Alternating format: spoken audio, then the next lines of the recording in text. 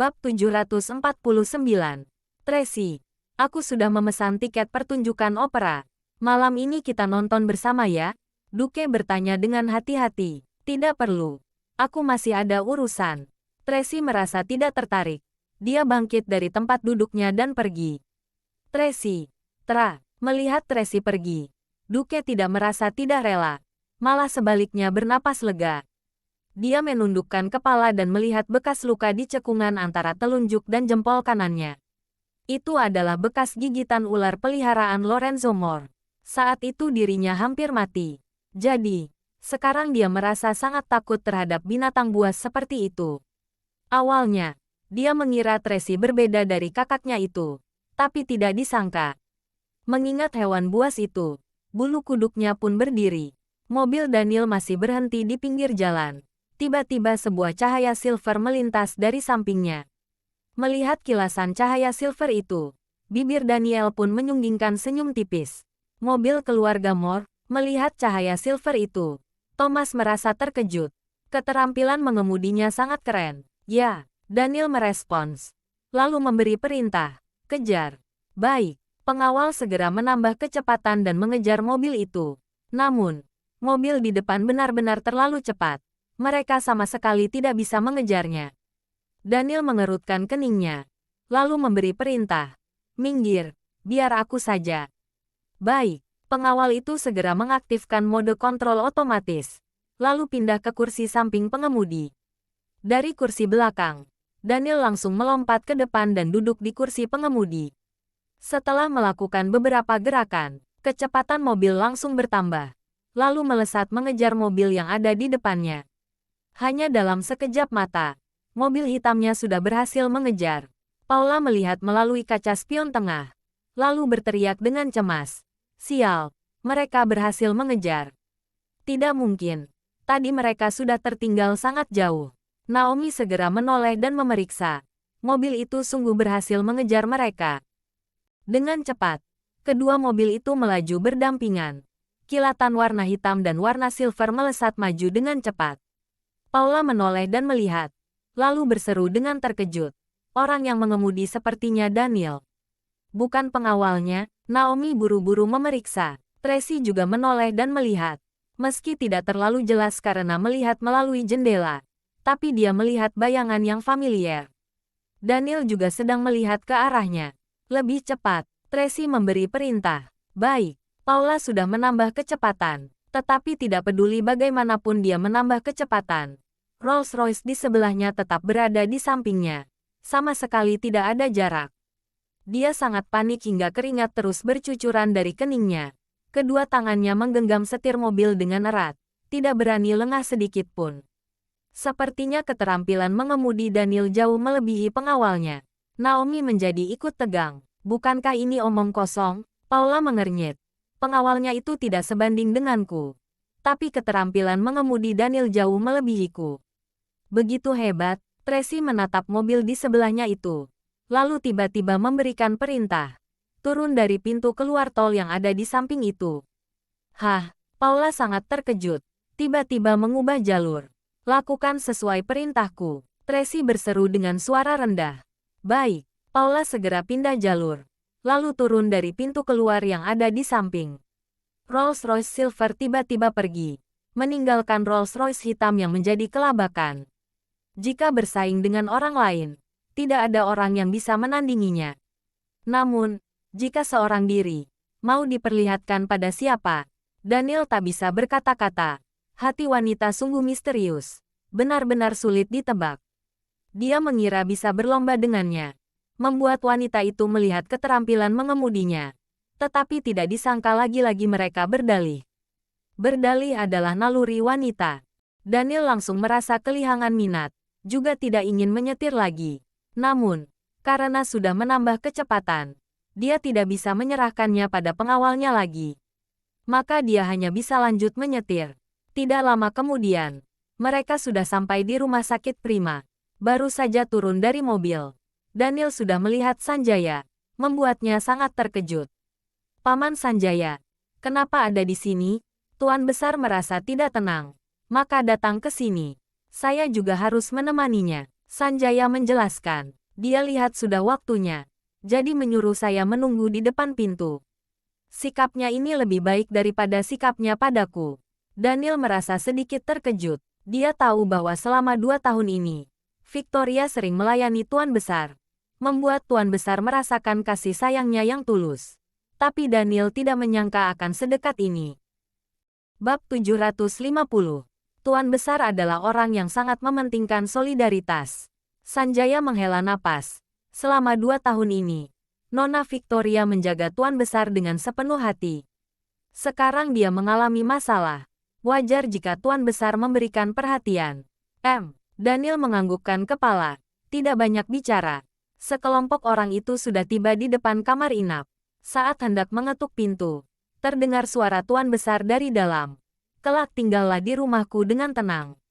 Kebetulan di rumah ada satu gedung kecil. Bisa diubah menjadi klinik. Akan memudahkanmu untuk memulihkan diri. Mendengar hal ini, Daniel buru-buru mendorong pintu dan masuk. Daniel, kamu sudah datang. Johnson menyapa dengan akrab. Cepat duduk. Daniel mengangguk dengan sopan. Kemudian menyapa kakeknya. Kakek, kenapa baru datang begitu malam? Tuan Besar memelototinya dengan tidak senang. Duke ada urusan mendesak. Aku pergi ke tempatnya. Daniel menjelaskan sambil menahan emosinya. Tidak apa-apa. Tidak apa-apa. Cepat duduk. Johnson berkata dengan ramah. Daniel berjalan ke pinggir ranjang. Lalu melihat Victoria. Tidak apa-apaan. Tidak apa-apa. Terima kasih. Victoria berusaha keras untuk melakukan isyarat tangan.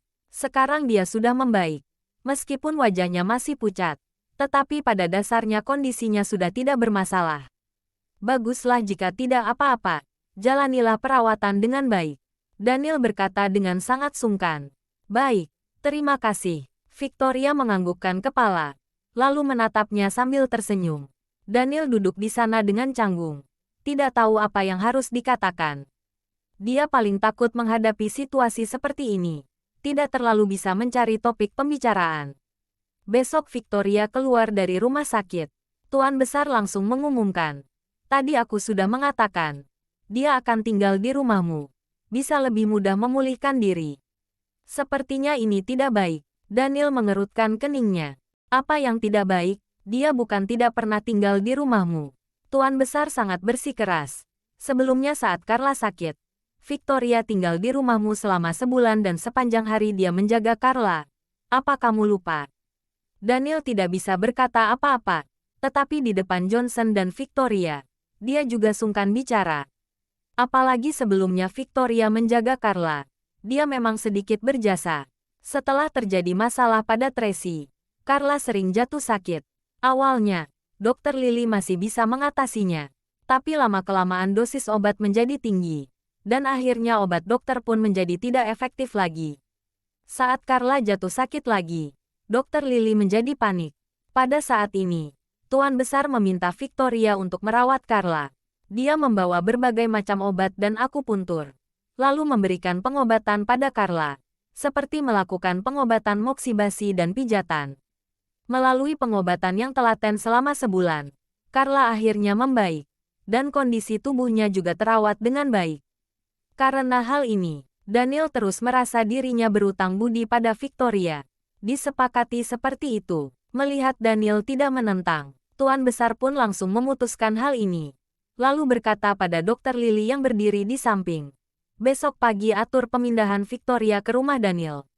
Dr. Lily melirik Daniel sekilas. Lalu merespon dengan hormat. Baik, Tuan Besar, saya mengerti. Apa tidak terlalu merepotkan mereka? Johnson berkata dengan sungkan setelah mendengar keputusan Tuan Besar. Tidak. Rumah begitu besar dan ada banyak pelayan. Tidak mungkin merepotkan. Tuan Besar berkata sambil tertawa. Selain itu, kita adalah satu keluarga. Jangan sungkan. Kalau begitu, harus merepotkan kalian. Johnson mengangguk sambil tersenyum. Kemudian berbicara lagi. Tuan Besar, udara di sini sangat pengap. Saya akan mendorong Anda keluar untuk mencari udara segar. Baiklah. Tuan Besar mengetuk kaki Daniel menggunakan tongkatnya. Temani Victoria dengan baik. Daniel terlihat tak berdaya. Tetapi dia tidak mengatakan apa-apa.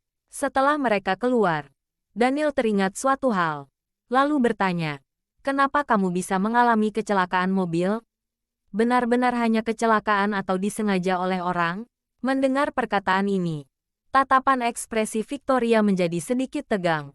Terlintas cahaya di matanya. Lalu dia melakukan isyarat tangan dengan panik. Kecelakaan. Benarkah? Daniel menatapnya lekat-lekat. Merasa ada yang tidak beres. Tetapi dia tidak mengungkapkannya. Victoria mengangguk. Tidak berani menatapnya. Kalau begitu, kamu istirahatlah dengan baik. Daniel berdiri dan pergi. Bab 751. Victoria ingin menahannya pergi. Tetapi Daniel sudah berbalik badan. Sehingga tidak bisa melihat isyarat tangannya. Panggilan tanpa suaranya juga tidak membuahkan hasil apapun. Dia pun hanya bisa dengan sedih melihat Daniel pergi. Saat Daniel keluar dari kamar inap, Sanjaya sangat terkejut.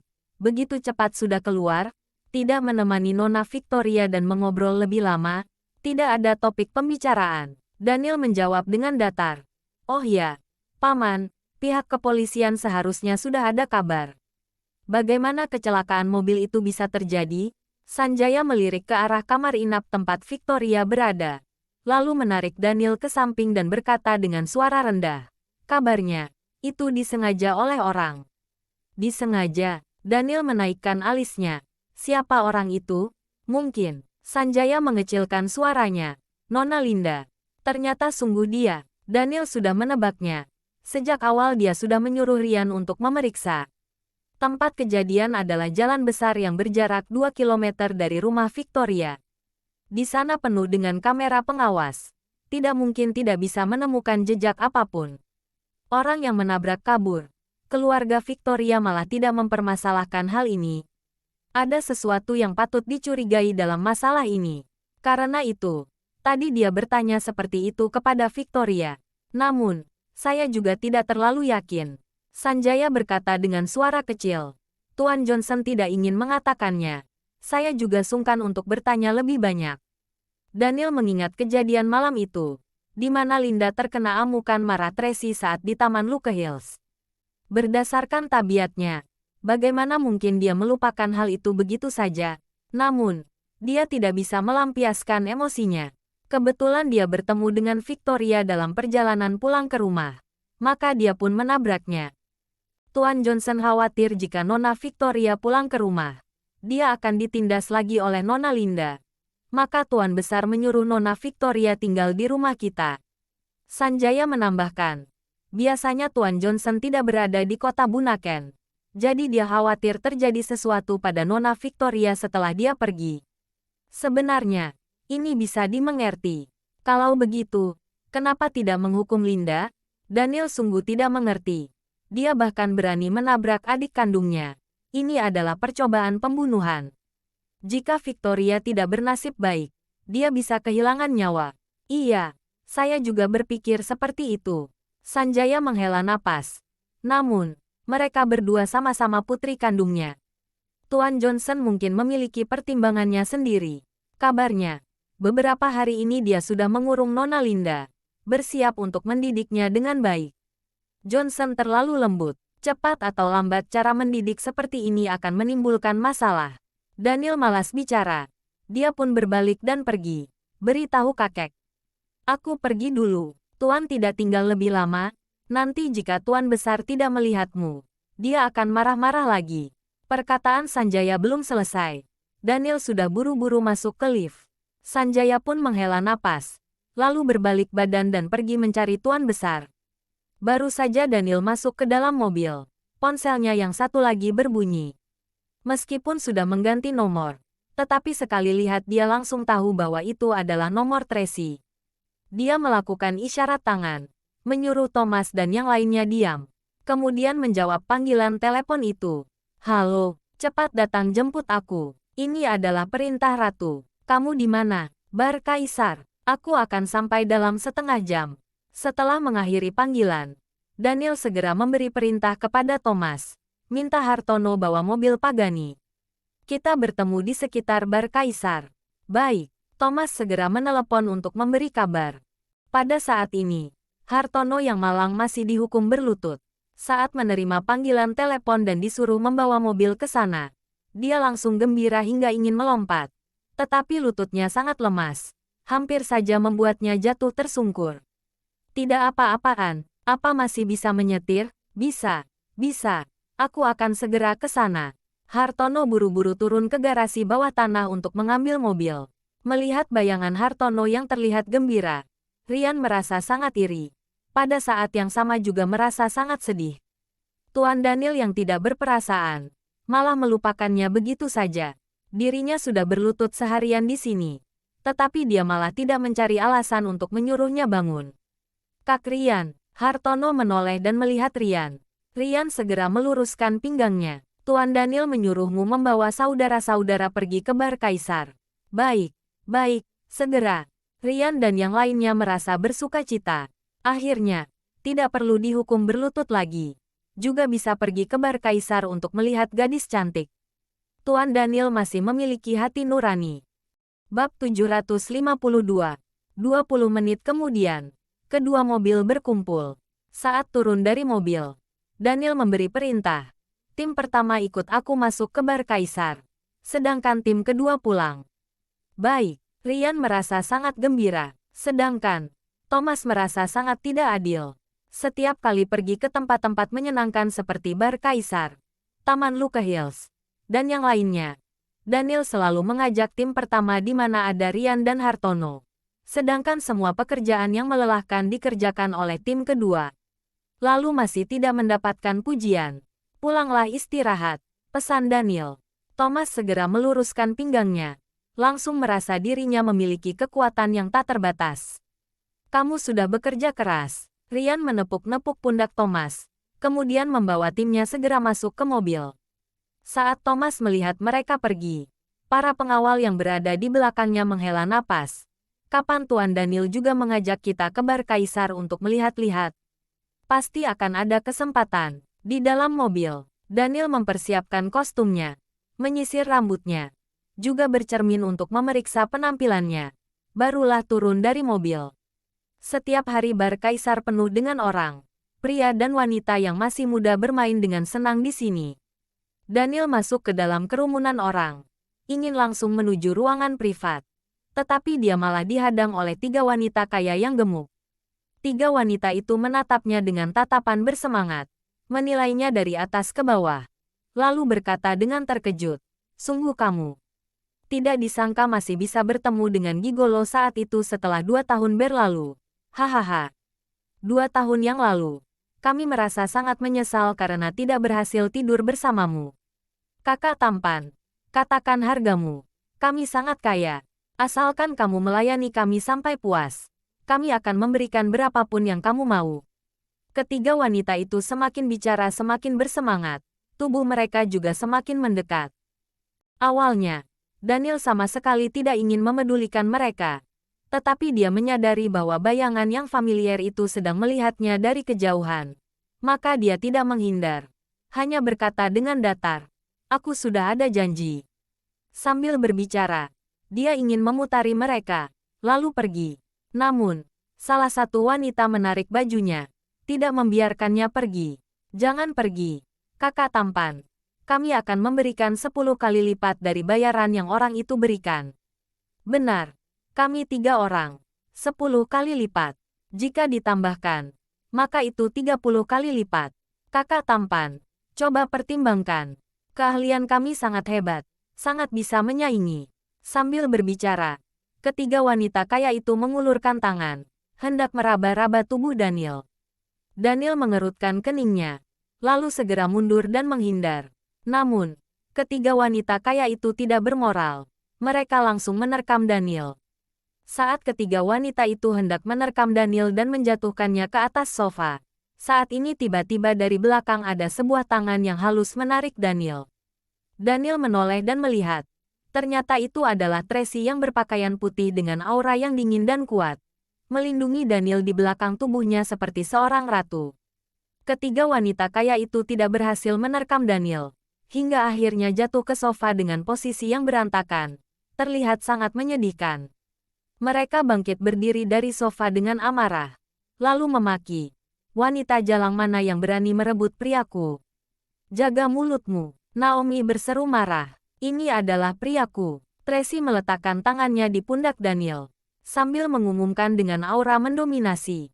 Kalian ingin mengambil keuntungan darinya? Ingin mencari mati? Daniel menyunggingkan senyum. Ada warna yang berbeda di matanya. Wanita ini berganti karakter. Juga cukup menggemaskan. Dengan tidak mudah ketiga wanita kaya itu berdiri dengan stabil. Satu orang menelepon untuk memanggil bantuan. Yang satu masih membereskan roknya. Sedangkan yang satu lagi memaki sambil menunjuk Tracy. Dasar wanita jalang. Kamu berani melawan kami. Perkataannya belum selesai. Dia sudah tertegun. Lalu menatap Tracy dengan terkejut. Mengapa lagi-lagi kamu? Tracy mengerutkan keningnya. Situasi apa ini? Mereka mengenalku. Dia. Keterlaluan. Dasar wanita jalang. 2 tahun yang lalu, kamu menjual pria ini kepada kami dengan harga 2 miliar. Lalu membuat kami tidak sadar. Dan kalian berdua membawa kabur uang kami. Untungnya, kami membatalkan cek itu tepat waktu. Kalau tidak, sungguh akan dijebak olehmu. Hari ini kami tidak akan melepaskanmu.